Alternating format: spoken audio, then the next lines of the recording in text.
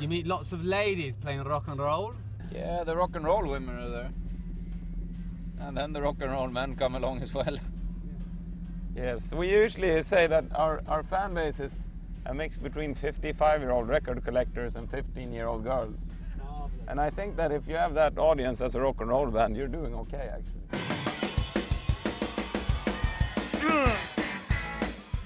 Way back in 1997, we recorded a record called Barely Legal. At this point in time, we were very, very young. We had just gotten out of school, and we played ridiculously fast punk rock music. The entire thing of 14 songs is over in 27 minutes or so. And I think the only way to describe it is just that it's very, very fast, and it sounds like people are 17, which at the time we probably were. CEO. Hey, I got a message that tonight I'm gonna spend it. Then came along the year 2000, Y2K, the shift of the millennium. And at that point we recorded a record called Veni Vidi Vicis twice. In 1999 we tried to record it. We finished recording it at around Christmas 2000 because we had a big break from the studio, like 6 months, where we kind of rethought, we reduxed the entire record. Regrouped and huddled. And then in 2 weeks, right before Christmas, we got some cheap studio time, so we recorded it then.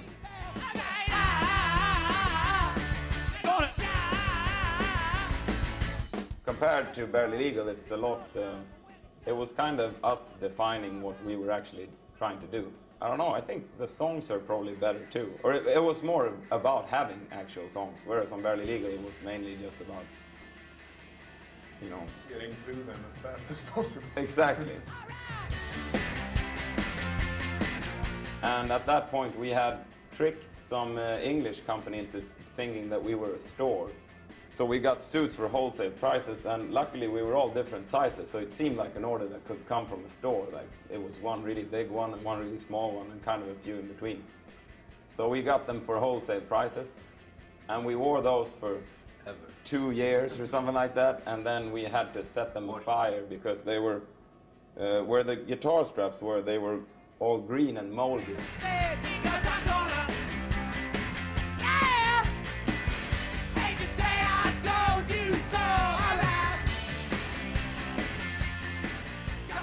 So, the year of our Lord 2001, we were contacted by Alan McGee, who then was the head of the Pop Tones record label, and he desperately wanted to release something by us, anything. You saw us on TV in Germany. Yes. We thought, oh my lord. There they are. There they are. The gem, the crown jewel of rock music. Yeah. And we said, yes, we are the crown jewel of rock music, and we don't have any new material. Can we make a greatest hits? At this time we had put out 2 records. Yes, and we were 22 years old. So we figured that it was time to put out a greatest hits. I'm on my way. I get around town. When we recorded the Veni Vidi Vicis album, it kind of felt like we were either releasing a record that was going to be very popular, or we were going to have a different career. But in 2001, we released the Your Favorite Band record. It felt like we'd already landed on top, and we were going to continue to be there for another 10 years or so. So when you say a different career, do you mean like a smaller one? A smaller rock band career? Do you mean actually different, like as in chef? But no.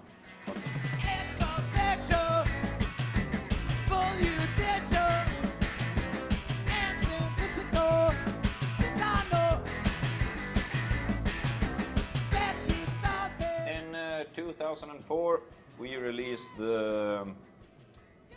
what some fans would call the yellow record, or the gold record, the Tyrannosaurus Hives album.